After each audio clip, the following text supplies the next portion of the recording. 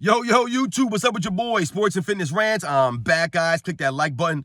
Subscribe to my channel. What's up, guys? I got a good video for you guys again today, man. I'll try not to ramble on too long. But as always, hit that play button, man. Listen to my video. You don't have to watch my video. Just listen to the words, man. All right, guys? But today, I want to talk about the dynamic that I see a lot going on, or this comment that people will make. And you'll hear people say, or you'll see people write this a lot. Why can't we appreciate greatness? Let's just appreciate greatness. And they're always saying that when we're ranking players, right? When someone will post something and, be like, oh, I think this person's the greatest, or these are my top 5 players of all time. And, people will have opinions, and people's opinions vary. And you'll hear people say, why can't we appreciate greatness? They're all great. And I think, to me, that's a corny line, man. And I think that line is disingenuous. It's a very disingenuous line for people to use. Because really all they're saying, or really all they mean, is that, well, you're not saying that my player is the greatest, so let's just appreciate greatness and not say that anybody's greater than another player. And they're playing, like I said, that doesn't even make any sense to me, that comment. Like I said, it's a cheesy comment. It's corny when people say, let's just appreciate greatness.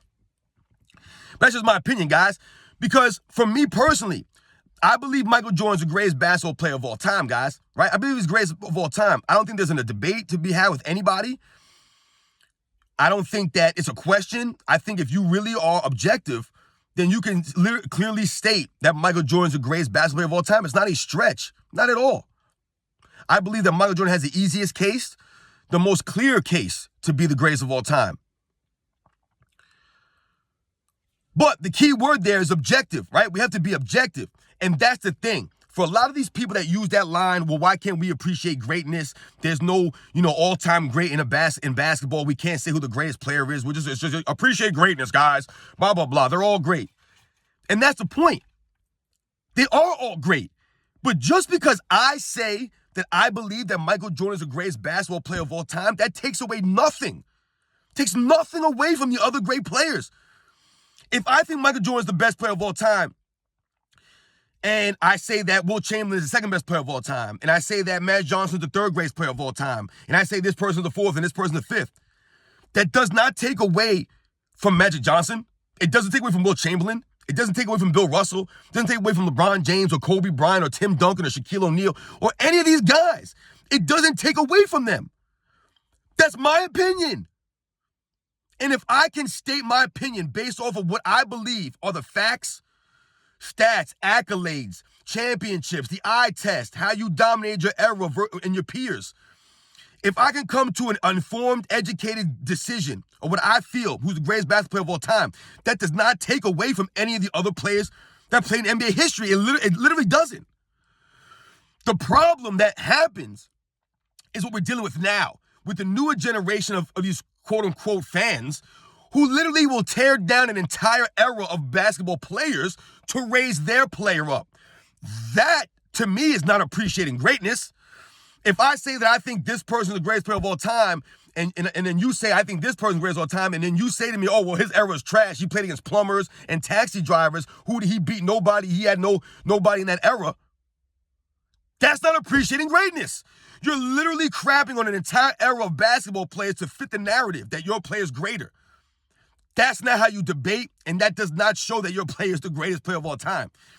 You can't say that this person is greater, and then people say, okay, why do you say that that person's greater than this person? And then your response is, well, that player didn't beat anybody, or he didn't play anybody in the NBA Finals, or his era was terrible, or these guys were plumbers. That's not winning a debate. What all that's doing is, like I just said, you're not appreciating the greatness. So when people say, oh, why can't we appreciate greatness? You should be talking to those people who are insulting other eras, other all-time greats to lift their player up. I can make an argument for Michael Jordan without ever discrediting any other era, without making fun of another player, without discrediting another player. Their teammates, who they play with, who they beat, how many teams were in the league. I don't have to do any of that stuff. I don't have to discredit any of that. And I can make a case for Michael Jordan being the greatest of all time easily. Easily. And that's the problem right now. Many fans of the NBA, especially these days, they cannot make an argument for who they believe is the greatest player of all time. Their play doesn't have an argument. So what do? To make the argument, they have to tear down the other all-time greats. Oh, Bill Russell didn't play against any black people. They'll say things like that. Or they'll say George Mikan didn't play against any black people. They'll say that Bill Russell only 8 teams were in the league. Or same thing for Will Chamberlain. He didn't win anything. He did nothing. They'll discredit these guys. They'll talk about Bob Cousy. He can't dribble. He only had a right hand. And, they'll talk about the guys in the 80s. And then they try to talk about Michael Jordan 90s was a watered down expansion era league. They just, see what I'm saying? They're trying to tear down the other eras, the other legends, to lift up who they believe is the greatest. Instead of just stating their case off the facts of that player, letting that player stand on their own resume, they can't do that. They cannot do that. So they tear down the other greats. So when people make comments like, why can't we appreciate greatness? That's what they should be aiming that at. They should be aiming at those people. Because I see that phrase used a lot whenever we're ranking people. Or whenever someone posts something that says, oh, I believe Michael Jordan's the greatest of all time. And then you have the people crying in the comment section saying, oh, he can't shine LeBron's shoes. See what I'm saying? See that? They go right to the negative. They try to tear down Michael Jordan to lift LeBron instead of just lifting LeBron over Jordan, because they can't do that. No one has a legit argument over Michael Jordan, guys. It's just not there. It's just not there. So once we understand that, then we could move on. But we won't, because people are not objective and they won't just move on. So they have to tear down Michael Jordan, or they have to tear down his era, or they have to lift Scottie Pippen up, which is a contradictory. Think about that. You're tearing down Michael Jordan's era, the players that he played against, as not being that great, but then you're trying to say that Scottie Pippen was this amazing player. Which one is it? Scottie Pippen's the only great player of that era? But Karl Malone, Charles Barkley, David Robinson, Patrick Ewing, Shaquille O'Neal, all these guys that played in the 90s, none of those guys were good? Just Scottie Pippen was. You see the dynamic there? And that's when we need to say things like, let's appreciate the greatness here. Let's not tear them down. If you guys follow my channel, I never tear down eras and I never tear down players. What I'll try to do is, a lot of times, especially as it comes to pertaining to LeBron James and his fans, I'll try to combat the lies and the negativity by stating the obvious facts. But I'm not lying about LeBron James if I say he flops around. It's a fact. I'm not lying if I say LeBron shoots air balls with consistency. It's a fact. You can pull the videos up. You know what I'm saying? I'm not lying if I say that LeBron James is not a great shooter. You can see the proof. These are not lies. They're facts. When people try to say that Michael Jordan, his era, these guys weren't good athletes or there was no great players in his era was weak, that's a flat out lie. It's just a lie. It's not even nowhere near being close to being true. Just not. So, guys, we have to think about that when we're talking about, appreciating greatness. Michael Jordan fans have always appreciated greatness. That's why they love Michael Jordan. That's why they respect, and that's why they're a fan of Michael Jordan, because they appreciate his greatness and they respect his work ethic, his grind, his grit. When people are talking about appreciating greatness, and then you have these other dynamics where people are trying to tear down these eras to lift their player. I don't respect that. And that's not how we should be debating these guys. And that's not how you should be discussing basketball, by crapping on another era to lift another era. I've never done that. I never will do that. I respect all the eras. I just happen to think that Michael Jordan is the greatest of all the players that have played in NBA's history. That's no knock on anybody else. We have to remember that. If we're being objective, we have to remember that and keep our feelings out of it. If there was another player that I felt was greater than Michael Jordan, accomplished more than Michael Jordan, I would say that. I've given you guys the example before of how I grew up, and Emmitt Smith was my favorite football player growing up. Emmitt Smith was my favorite running back, my favorite football player. I wore number 22 when I played football, guys, in high school. That was my jersey number. I used to put 22 on my cleats. I would put 22 on my gloves. I was all about Emmitt Smith. I had his jersey. I had the T-shirts.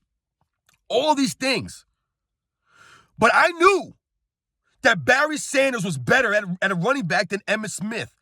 I did not get upset when people said, Barry Sanders is better than Emmitt Smith. That's what I would always hear growing up, from whether it was ESPN or the newspapers or other people. A lot of people would always say Barry Sanders was a better running back than Emmitt Smith.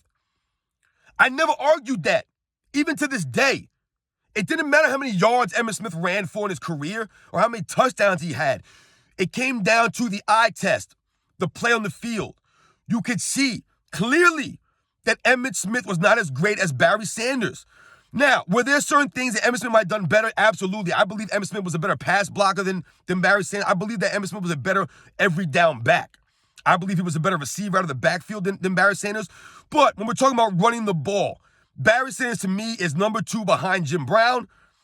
And Emmitt Smith to me is probably in the top 5 all-time running backs. But Barry Sanders was just better. I was objectively able to see that and not be upset by people saying that Barry Sanders was better. I didn't tear down Barry Sanders to try to lift up Emmitt Smith. So when you have these people now try to tear down a player to lift their player, they're not being objective and their feelings are getting involved, man. You can have a favorite player.